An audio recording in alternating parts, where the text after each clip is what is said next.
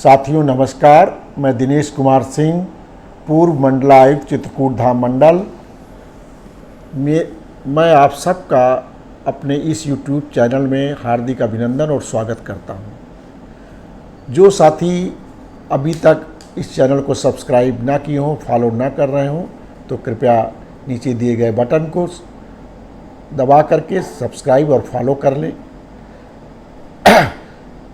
आज मैं एक नया विषय आपके समक्ष लेकर उपस्थित हुआ हूं। विषय है वृक्षों पर अधिकार, फलदार वृक्षों पर लगे फलों पर अधिकार। ये झगड़े गांव में बहुत होते हैं, जो पेड़ों के झगड़े हैं। इनके बारे में ना जानकारी की वजह से तमाम विवाद उत्पन्न होते हैं।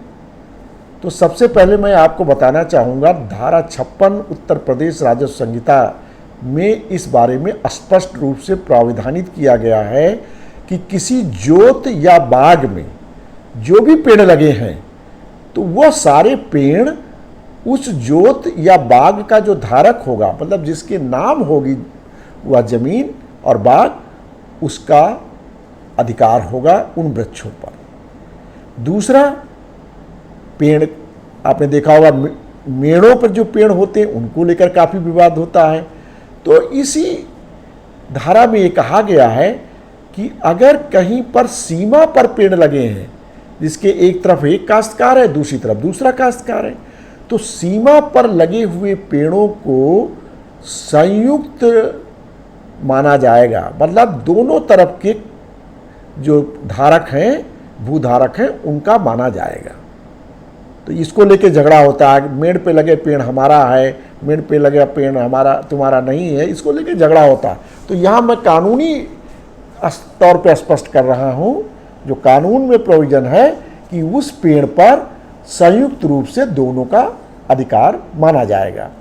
तीसरी स्थिति है आबादी में जो है, जो आपके घर आबादी की ज़मीन पर पेड़ लगे हैं, तो वो पेड़ जो लगे हुए हैं वो पेड़ भी आपके ही माने जाएंगे।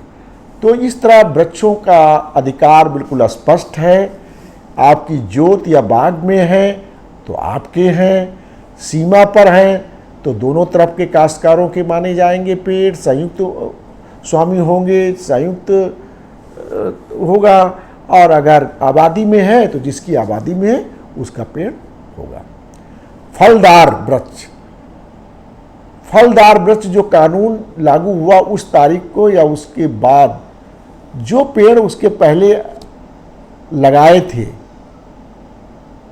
चाहे सार्वजनिक पथ पर, मार्ग पर, नहर के किनारे, नाले किनारे। साथियों, फलदार वृक्ष पर अधिकार, जो आपकी जोत या बाग में पेड़ नहीं लगे हैं या सीमा पर नहीं लगे हैं, उन पर अधिकार देखा गया है समय समय पर।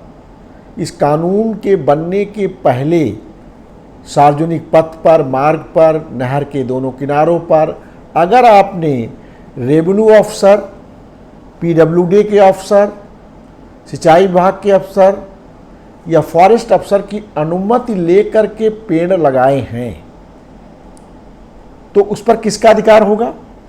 तो उस पर इस कानून के मुताबिक उन पेड़ों के जो फल होंगे उस पर जिसने लगाए हैं अनुमति लेकर, उसी का अधिकार होगा। जमीन तो सरकार की ही रहेगी और वो जो ढांचा है पेड़ का वह भी सरकार का रहेगा, लेकिन उस पर जो फल लगे हैं उस पर उस व्यक्ति का ही अधिकार होगा जिसने वो पेड़ लगाए हैं। और इस पर जो है, ये उस व्यक्ति की मृत्यु के बाद जो उसके वारिस होंगे उनका अधिकार उन फलों, उस पेड़ में लगे फलों पर होगा। तो ये बिल्कुल स्पष्ट व्यवस्था है। कानून लागू होने के बाद भी आप कलेक्टर की, फॉरेस्ट डिपार्टमेंट की, पीडब्ल्यूडी की, सिंचाई विभाग की अनुमति लेकर के अगर पेड़ लगाते हैं तो उनमें भी यही व्यवस्था लागू होगी कि फलों पर आपका अधिकार होगा। जो पेड़ जिस जमीन पर लगा है उस पर आपका अधिकार नहीं होगा, उसके ढांचे पर नहीं होगा। फल आप खा सकते हैं, उसका उपयोग कर सकते हैं। आपकी मृत्यु के बाद उन फलों पर आपके वारिसों का हक हो। साथियों, अगर किसी तरह का विवाद इसको लेकर के होता है, वृक्षों को लेकर के, तो इस विवाद का हल कहाँ होगा, कहाँ आपको जाना पड़ेगा? या तो आपस में बैठ के समझौते से हल हो सकता है, और नहीं तो भू राजस्व संहिता की धारा 58 में स्पष्ट प्रावधान किया गया है, अगर कोई विवाद वृक्षों को लेकर के होता है तो ऐसे मामलों में कलेक्टर को अधिकार होगा कि वह तय करेंगे। कलेक्टर के निर्णय के बाद अगर आप कोई पक्ष जो है संतुष्ट नहीं होता है तो वह अपील भी आयुक्त के न्यायालय में कर सकता है। इस प्रकार इनके वृक्षों को लेकर हुए विवाद का निराकरण भी होगा। साथियों, ये छोटी छोटी जानकारियाँ आपको मैं अपने इस चैनल के माध्यम से अपने ज्ञान और अनुभव के आधार पर आपको देता रहता हूँ। आप लोग जुड़े भी हैं काफ़ी संख्या में, और आपको हमें लगता है कि ये सब सूचनाएं लाभदायी सिद्ध हो रही होंगी। बहुत बहुत धन्यवाद। मेरे चैनल से आप सब जुड़े रहिएगा।